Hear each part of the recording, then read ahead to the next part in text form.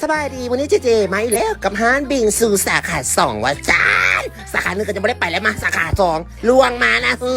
บอกได้เลยระว่าฮานเพื่อนนาการตกแต่งฮานเป็นอย่างที่เลิศสวยนี่บอลไทยหุ้นก็สีสวยประมาณนี้เนาะทางนอกกับบรรยากาศดีอ้อยสุนลมสมวิวที่สุดเซ็ตหัวก็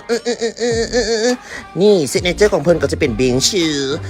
อสีสวยหมุนได้อีนี่คือคุณเนาะอีนี่เนาะนี่คือเราจะมีท็อปปิ้งมาซัดโอ้เต็มอันเนี้ยเต็มตกเลยส่วนไปก่อนส่วนไปส่วนอันนี้ก็เป็นต่ำตอนมากเลยตอนเส้นเนี่ยมากแห้งตอนเข้าไปส่วนเข้าไปสินะนี่อันนี้ก็เป็นขาไก่เนาะขาไก่เกาหลีทั้งหน้ากับผู้บ่าวกินขาไก่กับผู้บ่าวจะเป็นแซ่บเส้นถุงมือกันมาสั้นนี้ระวังขาไก่กับผู้ชายแซ่บก่อนนี่ซิกเนเจอร์ของเพิ่นเลยบอกว่าเป็นมีกล่องเกาหลีจะเป็นอย่างบุกเอาอยู่อันเนี้ยอยู่เต็มเลยใครจะมากเอามาได้แถวเซ็นเตอร์ได้สู